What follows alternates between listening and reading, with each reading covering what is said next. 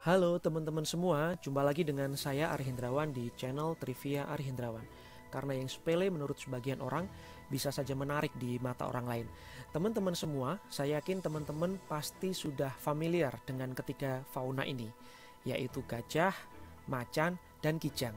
Di dalam video ini, pembahasan kita juga akan berkaitan dengan ketiga hewan atau fauna ini, tetapi sama sekali tidak berhubungan dengan populasinya, sama sekali tidak berhubungan dengan habitatnya, dan sama sekali tidak berhubungan juga dengan pelestariannya.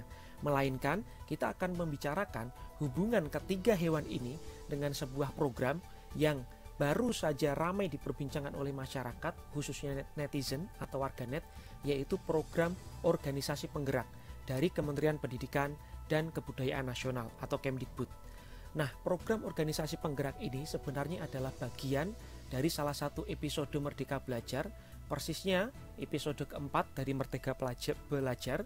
Adapun episode kelima adalah program guru penggerak.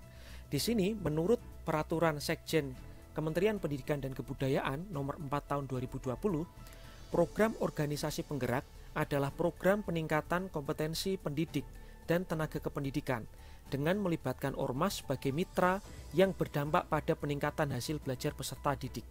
Sederhananya, program organisasi penggerak adalah wujud kolaborasi antara pemerintah dengan masyarakat melalui ormas sebagai mitra yang berdampak pada peningkatan hasil belajar peserta didik.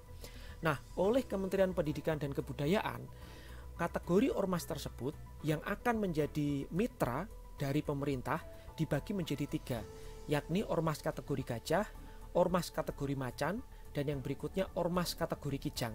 Yang di sini ada beberapa impact-nya ya. Yang pertama, di dalam kategori gajah, organisasi ini nanti bisa mendapat bantuan untuk menjalankan proyek rintisan di lebih dari 100 sekolah. Sementara macan untuk menjalankan proyek rintisan di 21 sampai dengan 100 sekolah atau PAUD ya. Dan yang di kategori kijang ya, nanti bisa mendapatkan bantuan untuk menjalankan proyek rintisan 5 sampai dengan 20 sekolah atau PAUD. Kemudian yang berikutnya, di sini saya juga ingin berbicara tentang anggaran yang dikeluarkan oleh pemerintah di dalam menjalankan program organisasi penggerak ini. Yang pertama, untuk kategori gajah nanti akan mendapatkan bantuan sebesar maksimal 20 miliar dengan minimal pengalaman 3 tahun.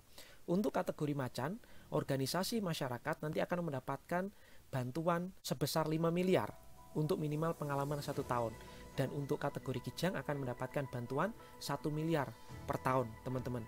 Jadi, dari awal program tersebut dibuka, itu sudah masuk kira-kira lebih dari 4.000 lembaga yang mengajukan proposal. Kemudian ada 156 lembaga yang lolos evaluasi. Nah, dari mana dana pemerintah untuk memberikan alokasi bantuan kepada para ormas tersebut? Tentu saja dananya diambilkan dari dana anggaran pendapatan dan belanja negara atau APBN. Nah, kemudian apa yang akhirnya membuat program organisasi penggerak ini ramai diperbincangkan? Ada dua alasan setidaknya di sini. Yang pertama adalah berita mundurnya beberapa organisasi masyarakat besar maupun organisasi profesi dari program organisasi penggerak ini, teman-teman. Yang pertama, di sini kita bisa melihat bahwa ada dua organisasi masyarakat besar yang kita juga tidak perlu ragukan lagi sumbangsinya terhadap pendidikan di Indonesia, yakni Nahdlatul Ulama atau NU dan Muhammadiyah ya. Keduanya sudah resmi mengundurkan diri dari program organisasi penggerak.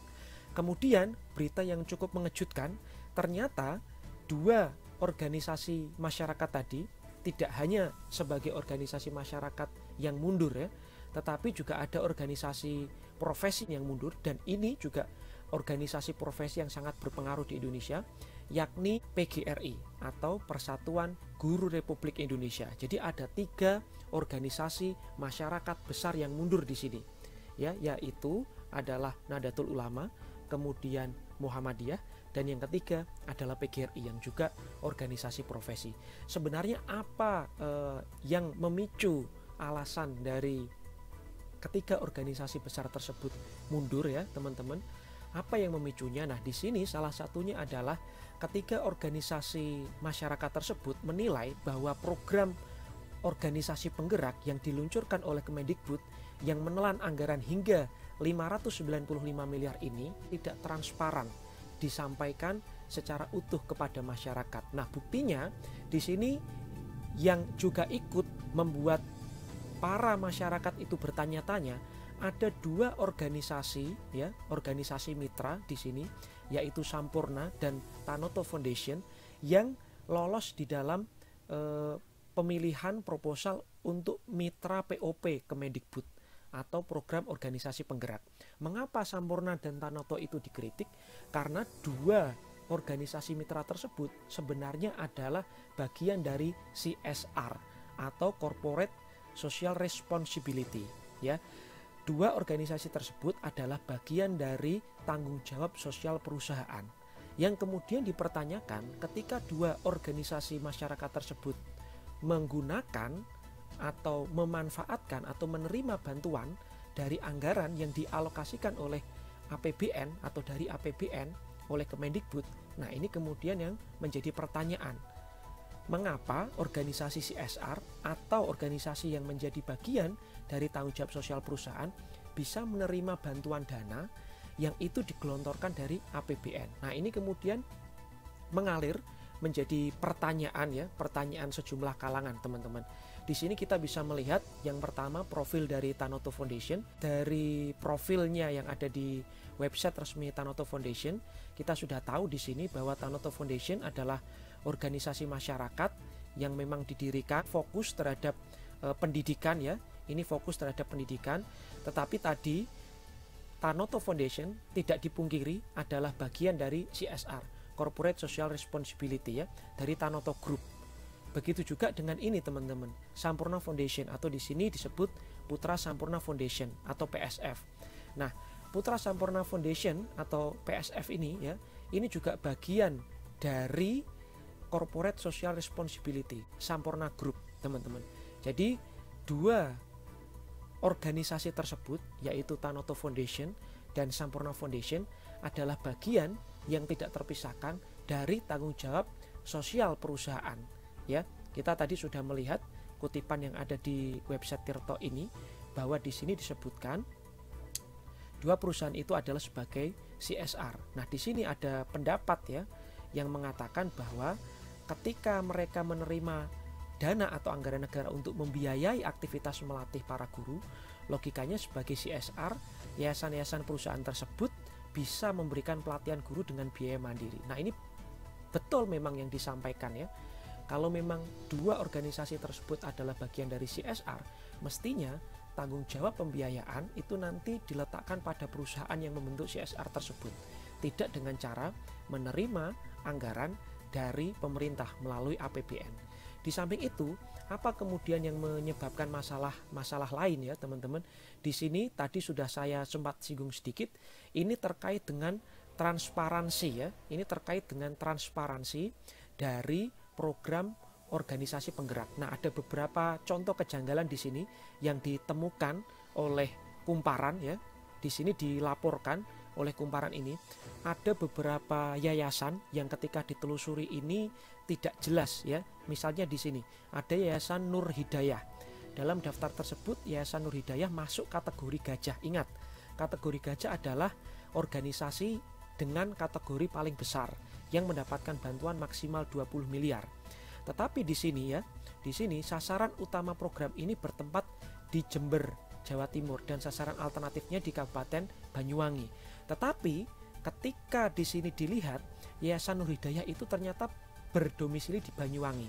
Dan jika merujuk situs resminya ya teman-teman, Yayasan Nur Hidayah ini saat ini berdomisili di Surakarta. Jadi kalau dilihat dari bukti tertulisnya, domisilinya itu di Banyuwangi, tetapi jika melihat atau merujuk situs resminya, Yayasan Nur Hidayah ini berdomisili di Surakarta atau Solo. Nah, di sini Kumparan juga sudah melakukan konfirmasi dan disebutkan bahwa di sini adalah hanya ada alamat yang tertera di aplikasi Google Maps dan sama dengan alamat yang dicantumkan Kemdikbud, teman-teman. Di sini disebutkan bahwa Kumparan tidak menemukan situs resmi atau media sosial Yayasan Nur Hidayah Banyuwangi. Dan di sini Yayasan Nur Hidayah Solo membantah memiliki cabang di Banyuwangi. Ini kemudian yang memantik banyak pertanyaan ya. Di samping itu ada beberapa contoh organisasi mitra lain yang lolos seleksi proposal, tetapi tidak jelas ya keberadaannya atau identitasnya itu masih belum jelas. Kemudian menurut temuan dari FSGI atau Federasi Serikat Guru Indonesia ya, oleh sekjennya ini juga disampaikan bahwa ada beberapa organisasi yang masuk kategori gajah menerima bantuan hingga 20 miliar, tetapi sebenarnya minim kontribusinya. Misalnya sasarannya itu hanya di satu kota tertentu saja. Di sini disebutkan ada yayasan yang disebut Yayasan Kepulauan Sukses Mandiri, teman-teman. Kemudian sasarannya itu hanya di kota Ternate saja. Bayangkan ada satu yayasan mitra dari program POP ini, sasarannya hanya di satu kota tetapi bisa mendapatkan bantuan sampai 20 miliar. Ini yang kemudian banyak memicu ya kontroversi di tengah masyarakat. Dan sampai akhirnya 3 organisasi besar tadi, yaitu NU, Muhammadiyah, dan PGRI yang kontribusinya terhadap pendidikan nasional sudah tidak perlu diragukan lagi, itu akhirnya mengundurkan diri. Nah, kemudian berikutnya saya juga ingin mengutip 2 pendapat dari politisi yang berbeda. Di sini pendapat pertama saya ambilkan dari pendapat Dede Yusuf ya. Beliau sebagai anggota DPR ya, ini menyampaikan bahwa di sini tidak masuk akal ketika ada dana hibah Kemendikbud untuk Sampurna dan Tanoto Foundation. Alasannya kurang lebih sama seperti yang tadi banyak dirasakan oleh masyarakat. Karena kedua organisasi tersebut adalah organisasi CSR atau Corporate Social Responsibility, organisasi tanggung jawab sosial yang dibuat oleh perusahaan, yaitu Tanoto Group dan juga Sampurna Group. Tetapi di sini komentar dari politisi PDIP ya, Andreas Hugo Pareira ya, di sini mengatakan bahwa sebenarnya juga tidak masalah ketika Sampurna dan Tanoto Foundation ini menerima dana dari Kemendikbud ya. Di sini disebutkan karena ada alasan bahwa memang yayasan tersebut atau kedua yayasan tersebut menjadi wadah yang fokus turut berkontribusi pada kualitas pendidikan. Kemudian ada juga klarifikasi yang disampaikan oleh kedua organisasi tersebut bahwa di sini Tanoto ini memilih untuk skema full mandiri, artinya tidak menerima hibah dari Kemendikbud walaupun mereka menjadi bagian dari POP tadi, program organisasi penggerak. Kemudian yang berikutnya di sini Sampurna Foundation memilih skema di dalam dana pendampingan atau skema dana pendampingan. Artinya nanti bisa ada yang disebut matching fund ya di sini, bahwa tidak semua program organisasi penggerak yang dilaksanakan oleh 2 organisasi terpilih tadi, organisasi mitra terpilih tadi, yaitu Tanoto Foundation dan Sampurna Foundation, nanti sepenuhnya menggunakan dana APBN. Nah, sampai sekarang masih menjadi polemik bagaimana ke depan ya. Tentu di sini kita berharap ada evaluasi dan itu sudah dijawab oleh Menteri Pendidikan dan Kebudayaan, yaitu Nadiem Makarim, bahwa saat ini Kemendikbud mengatakan tengah mengevaluasi program organisasi penggerak. Itu ditayangkan dalam webinar yang juga nanti teman-teman bisa akses videonya di channel YouTube resmi dari Kemendikbud ya.